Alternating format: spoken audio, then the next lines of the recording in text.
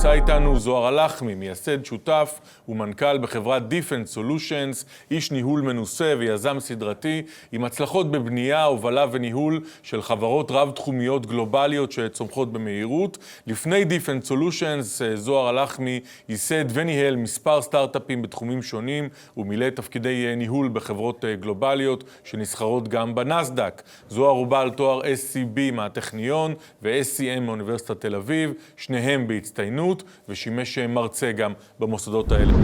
Hello, my name is Zohar Halachmi, and I'm the chairman and CEO of D-Fend Solutions. We are the leading provider of counter-drone solution for complex, sensitive, and challenging environments.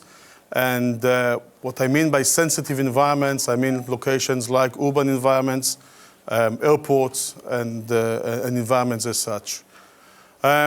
Quickly about D-Fend before I'm going to go and speak a little bit about the area itself. We are deployed in over 100 locations. We were chosen by the DoD, DOJ, and DHS in the US. And we are being deployed right now in many, many airports worldwide, with over dozens of installations worldwide in airports.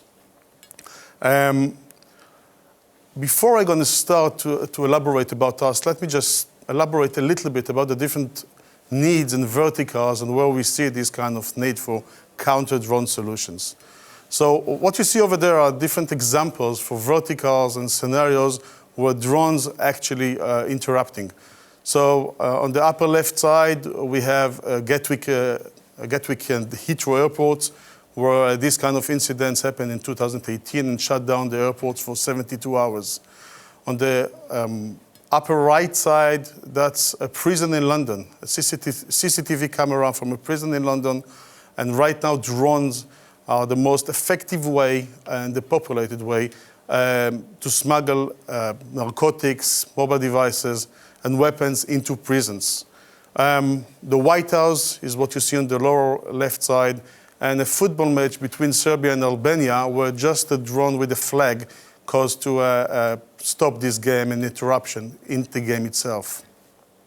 Another examples, upper right side, you see Shinzo Abe, the Prime Minister of Japan, and that's a drone that was suspected to be a radioactive that landed on the rooftop over there. ISIS, and that's the upper left side, are using drones as well against all type of coalitions. Many questions about what's going to happen to a plane if a drone going to bump into that, and that's what you see on the lower right side. And at the end, nuclear plant in France. If I try to summarize, all of these incidents actually were generated by two types of drones. Either commercial drones, meaning drones that you can buy at Amazon or eBay or in the stores, or DIY drones, which are based and built off-the-shelf components. Nobody really develops right now drones. Nobody needs to develop a drone. They just need to buy that over the internet. And if we look right now at the different technologies which are being used against drones, we can divide it into detection and mitigation. In detection, at the end, we can group all of them into 4 different buckets. So we have radar-based solutions, optical solutions, directional finders solutions, and acoustic solutions. These are great solutions which were being used for many, many years in rural environments, and were developed specifically for military type of purposes. But when you try and bring those into urban environments and sensitive environments, these solutions usually get themselves blind. They confuse between birds and drones. They don't have a clear line of sight to the flying object, meaning to the bird. And what they get is actually just not efficient enough, and in many cases, totally blind. When we speak about mitigation, at the end, again, we have 2 types of groups. Kinetic solutions, everything that runs very fast and make a boom at the end, and jammers, radio jammers, GPS spoofers, and so on.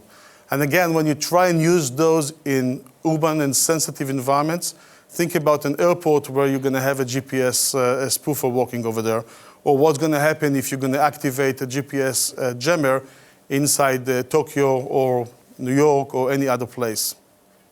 Bottom line, it interrupts the different signals that we have over there, and the collateral damage which happens from these kinetic solutions is really dangerous. And that's what makes us unique. We developed the capability to identify the communication between the drone and the remote control. And by doing that, we actually can tell you, look, there is a drone over here, and that's the detection part. Then we know how to penetrate into this kind of communication and take control over the bird. And I really mean take control over the drone itself. So we have an autonomous solution which knows how to create a dome over a region, detect all the drones in that region, and take control over the bird. And I really mean take control over the drone and land the drone safely in a predefined, designated safe zone defined by the end user. Now, it's not just important to understand what we do, it's also important to understand what we do not do. And what we do not do, we do not jam, we have nothing kinetic in our solution, and we do not require line of sight to the drone itself or to the operator. That makes us perfect in these kind of situations and in these kinds of locations. So if, again, I'll try to summarize very quickly what we do over there. So first, we detect the drone. We identify the communication between the drone and the remote control, and then we know there is a drone over here.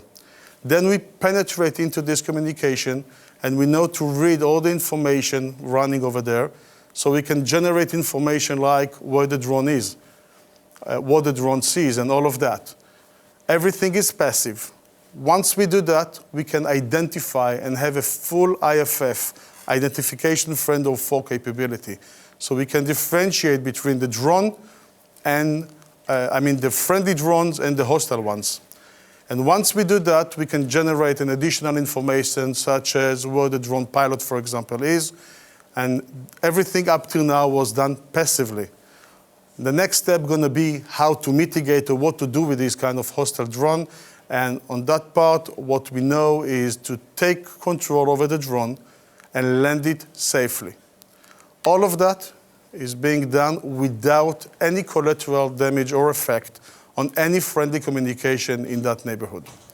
And again, everything I just mentioned is already deployed in hundreds of locations worldwide. What type of drones do we cover? So at the end, we can differentiate these drones into three categories. The first one and the most important one to focus on are the high-endurance drones. These are drones that can actually fly 5 kilometers and even longer than that from the remote control. They can fly in any weather conditions, and they can carry payload on them, which is a great payload. In terms of kilograms, it can be up to 5, 7, and even more than that. The other category, DIY drones, drones that people just build by themselves. And again, that's the type of drones that we are focusing as well. And the last one are the toy drones, Wi-Fi-based drones, which we cover as well. So that's what we address, but what we focus on, and that's what really makes us unique, is the ability to focus on the threat, on those drones which are considered to be the one that we need to protect us from. Drones that, again, can have a payload of up to 12 kilograms, fly 5 and even more kilometers from the remote control, have a different type of protocols, and all of them, by the way, right now are already encrypted. And that's the one that we need to protect ourselves from, and that's what makes us unique, the ability to focus on the real threat. We have different type of flexibility or operational flexibility and deployment options over there. And if I'll try to very quickly just review that. So first, of course, it's a military standard solution, and it fits to any kind of weathers and conditions. We have a tactical type of deployments, which can move from a tripod to a vehicle and back to a tripod. It takes less than 1 minute to move from one deployment to the other. Again, 60 seconds. And within 60 seconds, all this kind of deployment can go from the vehicle to tripod and going back. We also have a tactical deployment which fits urban environments and high location type of deployments, and that as well can go and be deployed on a vehicle. And then what we have is a covert type of deployment. And that's what we have over there. Another one are stationary deployments. These are the deployments that fits airports. I will show it in a second how it being deployed, but we have directional antenna on one hand and omnidirectional stationary deployment on the other. So if we try to take all of these kind of antennas and deployments and see how it really works on real life deployments, that's what we have over here. So we create a bubble, and the bubble in urban environment looks like that. And that's one type of deployment. Another one is the same kind of bubble, but right now in military deployments. And that's an airport type of deployment where we used actually a combination of omnidirectional sensors. That's the one that creates the bubble above the terminal, for example, and the directional one, which covers all the corridors of the airplanes themselves. And then we have critical infrastructure deployments. Think about nuclear plants. That's what we offer over there. Border deployments, where we cover the borders and enables that to be on a vehicle deployment as well and have this kind of 360 omnidirectional antenna moving with the vehicle. And the last one, maritime deployment on ships, used for coast guards and deployments like that. And of course, ships that are in other locations. I'll try to summarize all of that. So again, what really makes us unique and what we bring. The first thing is the ability to control the drone, the ability to control the threat, the ability to control all the environment, and actually by that, bringing the ability to have a safe solution. It's a safe landing, safe route of the drone itself to the safe landing. And at the end, what we have is the ability to differentiate between the hostile ones and the friendly ones. And by doing that, enable the friendly one to continue using and flying in the neighborhood versus the one that needs to be taken and landed. And then we focus on the real threat. We do not just offer something that focus on or not the real one, that the real threat, that's what makes us unique. And the ability to release frequently updates, which enables us to actually provide continuous type of support and security for those who are using our solutions. Thank you very much, and enjoy.